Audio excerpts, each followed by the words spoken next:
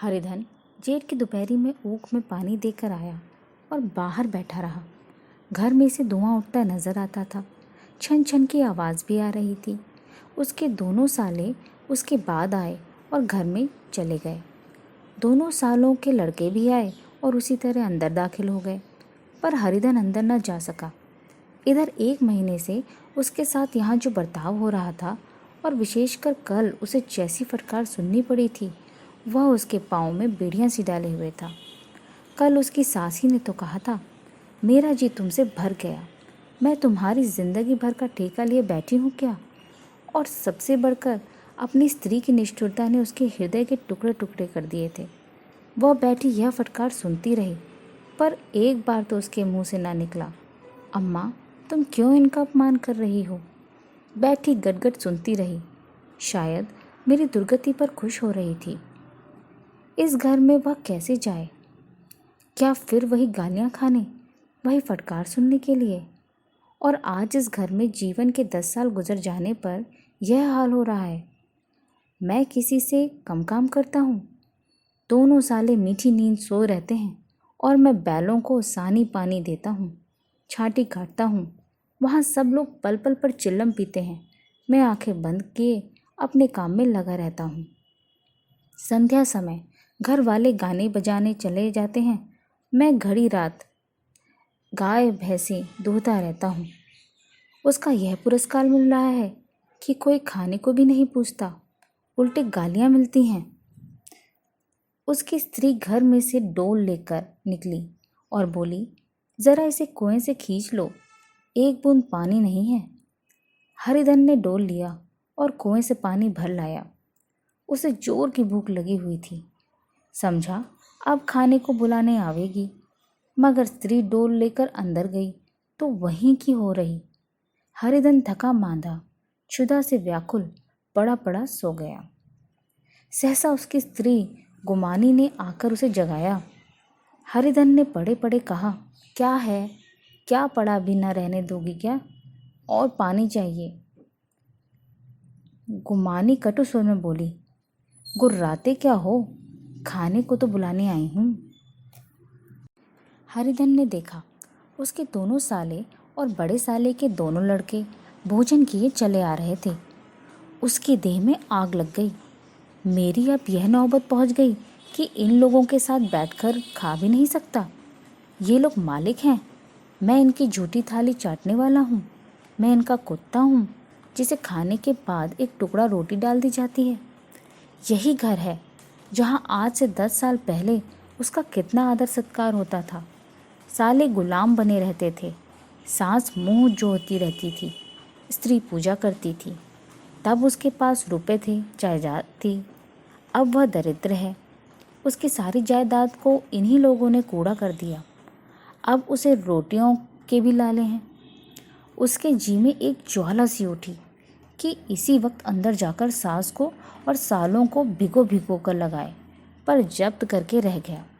पड़े पड़े बोला, मुझे भूख नहीं है, आज न खाऊंगा। गुमानी ने कहा, न खाओगे मेरी बला से, हाँ नहीं तो खाओगे तुम्हारे ही पेट में जाएगा, कुछ मेरे पेट में थोड़े ही चला जाएगा। हरिधन का क्रोध आंसू बन गया। यह मेरी स्त्री है जिसके लिए मैंने अपना सर्वस्व मिट्टी में मिला दिया। मुझे उल्लू बनाकर यह सब अब निकाल देना चाहते हैं। वह अब कहाँ जाए, क्या करे? उसकी सास आकर बोली, चल कर खा क्यों नहीं लेते जी, रूठते किस पर हो? यहाँ तुम्हारे नखरे सहने का किसी में बूता नहीं है। जो देते हो वह मत देना। और क्या करोगे? तुमसे बेटी ब्याही है, कुछ तुम्हारी जिंदगी का ठीका नहीं लिया है। हरिधन ने मर्माहत होकर कहा, हाँ अम्मा, मेरी भूल थी कि मैं यही समझ रहा था। अब मेरे पास क्या है कि तुम मेरी जिंदगी का ठेका लोगी? जब मेरे पास भी धन था तब सब कुछ आता था। अब दरिद्र हूँ, तुम क्यों बात पूछोगी? बूढ़ी सास भी मुंह फुलाकर भीतर चली गई। बच्चों के लिए बाप एक फालतू सी चीज़, एक विलास की वस्तु है, जैसे घोड़े के लिए चने या बाबुओं के लिए मोहन भोग। माँ रोटी दाल है। मोहन भोग उम्र भर ना मिले तो किसका नुकसान है। मगर एक दिन रोटी दाल के दर्शन न हो तो फिर देखिए क्या हाल होता है। पिता के दर्शन कभी कभी शाम सवेरे हो जाते हैं। वह बच्चे को उछालता है, दुलारता है, कभी गोद में लेकर या उंगली पकड़कर सैर कराने ले जाता है। और बस यही उसके कर्तव्य की इति है। वह परदेश चला जाए, बच्चे को परवाह नहीं होती, लेकिन माँ तो बच्चे का सर्वस्व है। बालक एक मिनट के लिए भी उसका वियोग नहीं सह सकता। पिता कोई हो, उसे परवाह नहीं, केवल एक उछलने कूदने वाला आदमी होना चाहिए। लेकिन माता तो अपनी ही होनी चाहिए, सो लाओ आने अपनी। वही रूप, वही रंग, वही प्यार, वही सब कुछ। वह अगर नहीं है तो बालक के जीवन का स्रोत मानो सूख जाता है। फिर वह शिव का नंदी है, जिस पर फूल या जल चढ़ाना लाजमी नहीं, अख्तियारी है। हरिधन की माता का आज 10 साल हुए देहांत हो गया था। उस वक्त उसका विवाह हो चुका था। वह 16 साल का कुमार था, पर माँ के मरते ही उसे मालूम हुआ मैं कितना निस्सहाय हूँ, जैसे उस पर उसका कोई अधिकार ही ना रहा हो। बहनों के विवाह हो चुके थे, भाई कोई दूसरा ना था। बेचारा अकेले घर में जाते भी डरता था। माँ के लिए रोता था, पर माँ की परछाई से डरता था। जिस कोठरी में उसने देह त्याग किया था, उधर वह आंखें तक ना उठाता। घर में एक बुआ थी, वह हरिधन का बहुत दुलार करती। हरिधन को अब दूध ज़्यादा मिलता, काम भी कम करना पड़ता। बुआ बार बार पूछती, बेटा कुछ खाओगे? बाप भी अब उसे ज़्यादा प्यार करता। उसके लिए अलग एक गाय मंगवा दी। कभी कभी उसे कुछ पैसे दे देते कि जैसा चाहे खर्च करे, पर इन मरहमों से वह घाव न पूरा होता था जिसने उसकी आत्मा को आहत कर दिया था। यह दुलार और प्यार उसे बार बार माँ की याद दिलाता। माँ की घुड़कियों में जो मज़ा था, वह क्या इस दुलार में था? माँ से मांग कर, लड़कर, ठुनक कर, रूठ कर लेने में जो आनंद था, वह क्या इस भिक्षादान में था? पहले वह स्वस्थ था, मांग कर खाता, लड़ कर खाता। अब वह बीमार था। अच्छे से अच्छे पदार्थ उसे दिए जाते थे, पर भूख न थी। साल भर तक इस दशा में रहा। फिर दुनिया बदल गई। एक नई स्त्री, जिसे लोग उसकी माता कहते थे, उसके घर में आई और देखते देखते एक काली घटा की तरह उसके संकुचित भूमंडल पर छा गई। सारी हरियाली, सारे प्रकाश पर अंधकार का पर्दा पड़ गया। हरिधन ने इस नकली माँ से बात तक न की, कभी उसके पास गया तक नहीं। एक दिन घर से निकला और ससुराल चला आया। बाप ने बार बार बुलाया, पर उनके जीते जी वह फिर उस घर में न गया। जिस दिन उसके पिता के देहांत की सूचना मिली, उसे एक प्रकार का ईर्ष्यामय हर्ष हुआ। उसकी आंखों से आंसू की एक बूंद भी न आई। इस नए संसार में आकर हरिधन को एक बार फिर मातृ स्नेह का आनंद मिला। उसकी सास ने ऋषि वरदान की भांति उसके शून्य जीवन को विभूतियों से परिपूर्ण कर दिया। मरुभूमि में हरियाली उत्पन्न हो गई। सालियों की चुहल में, सांस के स्नेह में, सांसों के वाकविलास में और स्त्री के प्रेम में उसके जीवन की सारी आकांक्षाएं पूरी हो गईं। सास कहती, बेटा तुम इस घर को अपना ही समझो, तुम ही मेरी आंखों के तारे हो। वह उससे अपने लड़कों की, बहुओं की शिकायत करती। वह दिल में समझता था, सास जी मुझे अपने बेटों से भी ज़्यादा चाहती हैं। बाप के मरते ही वह घर गया और अपने हिस्से की जायदाद को कूड़ा करके रुपयों की थैली लिए हुए आ गया। अब उसका दूना आदर सत्कार होने लगा। उसने अपनी सारी संपत्ति सास के चरणों पर अर्पण करके अपने जीवन को सार्थक कर दिया। अब तक उसे कभी कभी घर की याद आ जाती थी, अब भूलकर भी उसकी याद न आती, मानो वह उसके जीवन का कोई भीषण कांड था जिसे भूल जाना ही उसके लिए अच्छा था। वह सबसे पहले उठता, सबसे ज़्यादा काम करता। उसका मनोयोग, उसका परिश्रम देखकर गांव के लोग दांतों तले उंगली दबाते थे। उसके ससुर का भाग बखानते, जिसे ऐसा दामाद मिल गया। लेकिन ज्यों ज्यों दिन गुजरते गए, उसका मान सम्मान घटता गया। पहले देवता, फिर घर का आदमी, अंत में घर का दास हो गया। रोटियों में भी बाधा पड़ गई, अपमान होने लगा। अगर घर के लोग भूखों मरते और साथ ही उसे भी मरना पड़ता तो उसे ज़रा भी शिकायत न होती। लेकिन जब देखता और लोग मूँछों पर ताव दे रहे हैं, केवल मैं ही दूध की मक्खी बना दिया गया हूँ, तो उसके अंतःस्थल में एक लंबी ठंडी आह निकलती। अभी उसकी उम्र 25 ही साल की थी, तो इतनी उम्र इस घर में कैसे गुजरेगी। और तो और उसकी स्त्री ने भी आंखें फेर ली। यह उस विपत्ति का सबसे क्रूर दृश्य था। हरिधन तो उधर भूखा प्यासा चिंता दाह में जल रहा था। इधर घर में सास जी और दोनों सालों में बात हो रही थी। गुमानी भी हाँ में हाँ मिलाती जाती थी। बड़े साले ने कहा, हम लोगों की बराबरी करते हैं, ये नहीं समझते कि किसी ने उनकी ज़िंदगी भर का बीड़ा थोड़े ही लिया है। 10 साल हो गए, इतने दिनों में क्या 2-3 हज़ार न हड़प गए होंगे। छोटे साले बोले, मजूर हो तो आदमी घुड़के भी, डांटे भी, अब इनसे कोई क्या कहे। न जाने इनसे कभी पिन छूटेगा भी या नहीं। अपने दिल में समझते होंगे मैंने 2,000 रुपये नहीं दिए हैं। यह नहीं समझते कि उनके 2,000 कब के उड़ चुके। 1.25 सेर तो 1 जून को चाहिए। सास ने गंभीर भाव से कहा, बड़ी भारी खुराक है। गुमानी माता के सिर से जूं निकाल रही थी। सुलगते हुए हृदय से बोली, निकम्मे आदमी को खाने के सिवा और काम ही क्या रहता है। बड़े खाने की कोई बात नहीं, जिसकी जितनी भूख हो उतना खाए, लेकिन कुछ पैदा भी तो करना चाहिए। ये नहीं समझते कि पहुनई में किसी के दिन कटे हैं। छोटे, मैं तो एक दिन कह दूंगा, अब अपनी राह लीजिए, आपका कर्जा नहीं खाया है। गुमानी घर वालों की ऐसी ऐसी बातें सुनकर अपने पति से द्वेष करने लगी थी। अगर वह बाहर से 4 पैसे लाता तो इस घर में उसका कितना मान सम्मान होता। वह भी रानी बनकर रहती। न जाने क्यों कहीं बाहर जाकर कमाते उसकी नानी मरती है। गुमानी की मनोवृत्तियाँ अभी तक बिल्कुल बालपन की सी थीं। उसका अपना कोई घर न था। उसी घर का हित अहित उसके लिए भी प्रधान था। वह भी उन्हीं शब्दों में विचार करती, इस समस्या को उन्हीं आंखों से देखती जैसे उसके घर वाले देखते थे। सच तो 2,000 रुपये में क्या किसी को मोल ले लेंगे। 10 साल में 2,000 होते ही क्या हैं। 200 ही तो साल भर के हुए। क्या 2 आदमी साल भर में 200 भी ना खाएंगे। फिर कपड़े लत्ते, दूध, घी सभी कुछ तो है। 10 साल हो गए, एक पीतल का छल्ला नहीं बना। घर से निकलते तो जैसे इनके प्राण निकलते हैं। जानते हैं जैसे पहले पूजा होती थी वैसे ही जन्म भर होती रहेगी। यह नहीं सोचते कि पहले और बात थी, अब और बात है।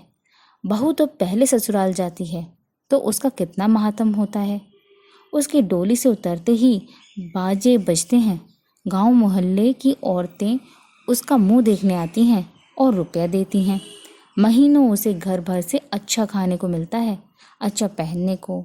कोई काम नहीं लिया जाता, लेकिन 6 महीनों के बाद कोई उसकी बात भी नहीं पूछता। वह घर भर की लौंडी हो जाती है। उसके घर में मेरी भी तो वही गति होती। फिर काहे का रोना। जो यह कहो कि मैं तो काम करता हूँ तो तुम्हारी भूल है, मजूर की और बात है। उसे आदमी डांटता भी है, मारता भी है। जब चाहता है रखता है, जब चाहता है निकाल देता है, कसकर काम लेता है। यह नहीं कि जब जी में आया कुछ काम किया, जब जी में आया पढ़कर सो रहे। हरिधन अभी पड़ा अंदर ही अंदर सुलग रहा था कि दोनों साले बाहर आए और बड़े साहब बोले, भैया उठो, तीसरा पहर ढल गया, कब तक सोते रहोगे। सारा खेत पड़ा हुआ है। हरिधन चट उठ बैठा और तीव्र स्वर में बोला, क्या तुम लोगों ने मुझे उल्लू समझ लिया है। दोनों साले हक्का बक्का हो गए। जिस आदमी ने कभी जुबान नहीं खोली, हमेशा गुलामों की तरह हाथ बांध हाजिर रहा, वह आज एकाएक इतना आत्मस्वाभिमानी कैसे हो गया। यह उनको चौंका देने के लिए काफ़ी था। कुछ जवाब न सूझा। हरिधन ने देखा इन दोनों के कदम उखड़ गए हैं, तो एक धक्का और देने की प्रबल इच्छा को न रोक सका। उसी ढंग से बोला, मेरी भी आंखें हैं, अंधा नहीं हूँ न बहरा हूँ। छाती फाड़ कर काम करूँ और उस पर भी कुत्ता समझा जाऊँ? ऐसे गधे और कहीं होंगे। अब बड़े साले भी गर्म पड़े। तुम्हें किसी ने यहाँ बांध तो नहीं रखा है? अब कि हरिधन लाजवाब हुआ, कोई बात न सूझी।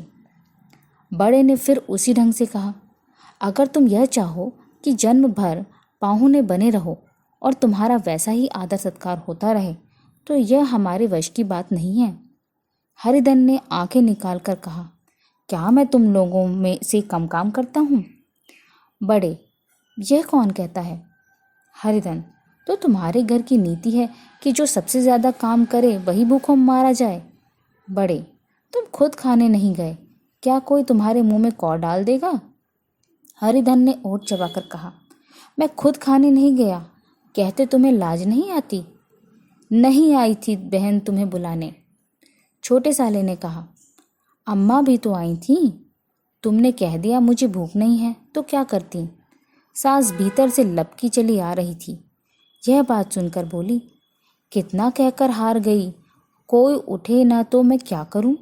हरिधन ने विष, खून और आग से भरे हुए स्वर में कहा, मैं तुम्हारे लड़कों का झूठ खाने के लिए हूँ? मैं कुत्ता हूँ कि तुम लोग खाकर मेरे सामने रूखी रोटी का टुकड़ा फेंक दो? बुढ़िया ने ऐठ कर कहा, तो क्या तुम लड़कों की बराबरी करोगे? हरिधन परास्त हो गया। बुढ़िया ने एक ही वाक प्रहार में उसका काम तमाम कर दिया। उसकी तनी हुई भौहें ढीली पड़ गईं, आंखों की आग बुझ गई, फड़कते हुए नथुने शांत हो गए। किसी आहत मनुष्य की भांति वह जमीन पर गिर पड़ा। क्या तुम मेरे लड़कों की बराबरी करोगे? यह वाक्य एक लंबे भाले की तरह उसके हृदय में चुभता चला जाता था। न हृदय का अंत था, न उस भाले का। सारे घर ने खाया पर हरिधन ना उठा।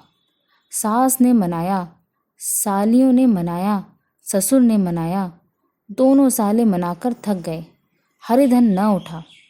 वहीं द्वार पर एक टाट पड़ा था, उसे उठाकर सबसे अलग कुएं पर ले गया और जगत की बिछा कर पड़ा रहा। रात भीग चुकी थी। अनंत प्रकाश में उज्जवल तारे बालकों की भांति क्रीड़ा कर रहे थे। कोई नाचता था, कोई उछलता था, कोई हंसता था, कोई आंखें भींचकर फिर खोल देता।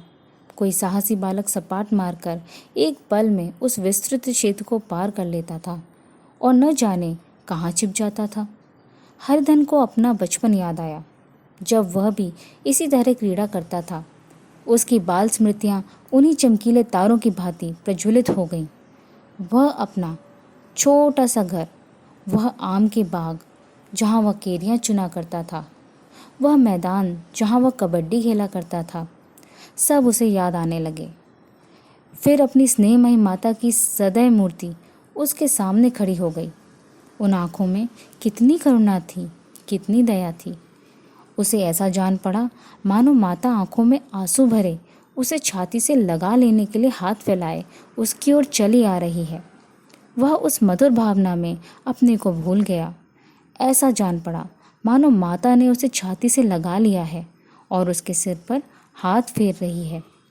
वह रोने लगा, फूट फूट कर रोने लगा। उसी आत्म सम्मोहित दशा में उसके मुंह से यह शब्द निकला, अम्मा, तुमने मुझे इतना भुला दिया। देखो तुम्हारे प्यारे लाल की क्या दशा हो रही है। कोई उसे पानी को भी नहीं पूछता। क्या जहाँ तुम हो वहाँ मेरे लिए जगह नहीं है? सहसा गुमानी ने आकर पुकारा, क्या सो गए? नौच किसी को ऐसी राक्षसी नींद आए? चलकर खा क्यों नहीं लेते? कब तक कोई तुम्हारे लिए बैठा रहे?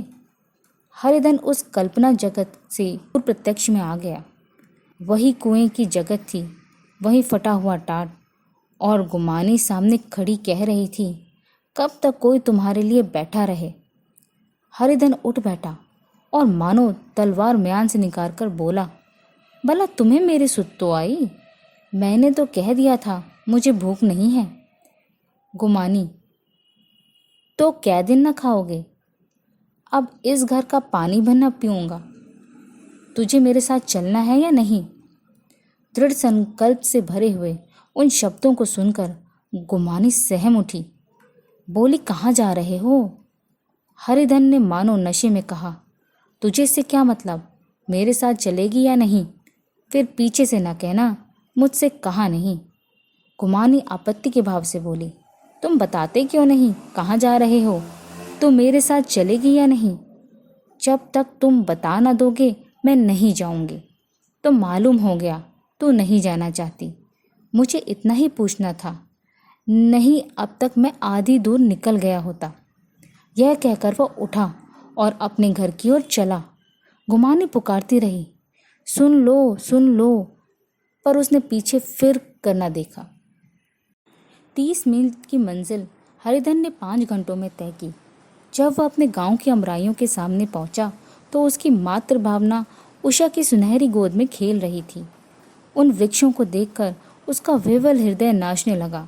मंदिर का वह सुनहरा कलश देखकर वह इस तरह दौड़ा मानो एक छलांग में उसके ऊपर जा पहुंचेगा। वह वेग में दौड़ा जा रहा था मानो उसकी माता गोद फैलाए उसे बुला रही हो। जब वो आमों के बाग में पहुंचा, जहां डालियों पर बैठकर वह हाथी की सवारी का आनंद पाता था, जहां की कच्ची बेरों और लिसोड़ों में एक स्वर्गीय स्वाद था, तो वह बैठ गया और भूमि पर सिर झुकाकर रोने लगा, मानो अपनी माता को अपनी विपत्ति कथा सुना रहा हो। वहाँ की वायु में, वहाँ के प्रकाश में मानो उसकी विराट रूपिणी माता व्याप्त हो रही थी। वहाँ की अंगुल अंगुल भूमि माता के पद चिन्हों से पवित्र थी। माता के स्नेह में डूबे हुए शब्द अभी तक मानो आकाश में गूंज रहे थे। इस वायु और आकाश में न जाने कौन सी संजीवनी थी, जिसने उसके शोकार्त हृदय को बालोत्साह से भर दिया। वह एक पेड़ पर चढ़ गया और अधर से आम तोड़कर खाने लगा। सास के वह कठोर शब्द, स्त्री का वह निष्ठुर आघात, वह सारा अपमान वह भूल गया। उसके पांव फूल गए थे, तलवों में जलन हो रही थी, पर इस आनंद में उसे किसी बात का ध्यान न था। सहसा रखवाले ने पुकारा, वह कौन ऊपर चढ़ा हुआ है रे? उतर अभी, नहीं तो ऐसा पत्थर खींचकर मारूंगा कि वहीं ठंडे हो जाओगे। उसने कई गालियां भी दी। इस फटकार और इन गालियों में इस समय हरिधन को अलौकिक आनंद मिल रहा था। वह डालियों में छिप गया, कई आम काट काट कर नीचे गिराए और जोर से ठट्टा मार कर हंसा। ऐसी उल्लास से भरी हुई हंसी उसने बहुत दिनों से न हंसी थी। रखवाले को वह हंसी परिचित सी मालूम हुई, मगर हरिधन यहाँ कहाँ? वह तो ससुराल की रोटियां तोड़ रहा है। कैसा हंसौड़ा था, कितना चिबिल्ला! न जाने बेचारे ने क्या किया होगा। पेड़ की डाल से तालाब में कूद पड़ता था। अब गांव में ऐसा कौन है? डांट कर बोला, वहां बैठे बैठे हंसोगे तो आकर सारी हंसी निकाल दूंगा, नहीं सीधे से उतर आओ। वह गालियां देने जा रहा था कि एक गुठली आकर उसके सिर पर लगी। सिर सहलाता हुआ बोला, यह कौन शैतान है? नहीं मानता? ठहर तो मैं आकर तेरी खबर लेता हूँ। उसने अपनी लकड़ी नीचे रख दी और बंदरों की तरह चटपट ऊपर चढ़ गया। देखा तो हरिधन बैठा मुस्कुरा रहा है। चकित होकर बोला, अरे हरिधन, तुम यहाँ कब आए? इस पेड़ पर कब से बैठे हो? दोनों बचपन सखा वहीं गले मिले। यहाँ कब आए? चलो घर चलो भले आदमी, क्या वहाँ आम भी मैसर न होते थे? हरिधन ने मुस्कुराकर कहा, मंगरू, इन आमों में जो स्वाद है वो और कहीं के आमों में नहीं है। गांव का क्या रंग ढंग है। मंगरू, सब चैना चैन है भैया, तुमने तो जैसे नाता ही तोड़ लिया। इस तरह कोई अपना गांव घर छोड़ देता है? जब से तुम्हारे दादा मरे सारी गृहस्थी चौपट हो गई। 2 छोटे छोटे लड़के हैं, उनके किए क्या होता है? हरिधन, मुझे अब इस गृहस्थी से क्या वास्ता है भाई, मैं तो अपना ले दे चुका। मजूरी तो मिलेगी ना, तुम्हारी गैया मैं ही चरा दिया करूँगा, मुझे खाने को दे देना। मंगरू ने अविश्वास के भाव से कहा, अरे भैया कैसी बात करते हो, तुम्हारे लिए जान तक हाजिर है। क्या ससुराल में अब न रहोगे? कोई चिंता नहीं, पहले तो तुम्हारा घर ही है, उसे संभालो। छोटे छोटे बच्चे हैं, उनको पालो। तुम नई अम्मा से नाहक डरते थे, बड़ी सीधी है बेचारी, बस अपनी माँ ही समझो, तुम्हें पाकर तो निहाल हो जाएगी। अच्छा, घरवाली को भी तो लाओगे? हरिधन, उसका अब मुंह ना देखूंगा, मेरे लिए वह मर गई। मंगरू, तो दूसरी सगाई हो जाएगी। अब की ऐसी मेहरिया ला दूंगा कि उसके पैर धो धोकर पियोगे। लेकिन कहीं पहली भी आ गई तो? हरिधन, वो ना आएगी। हरिधन अपने घर पहुंचा तो दोनों भाई भैया आए कहकर भीतर दौड़े और माँ को खबर दी।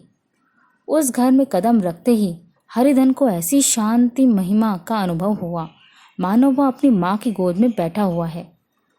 इतने दिनों ठोकरे खाने से उसका हृदय कोमल हो गया था।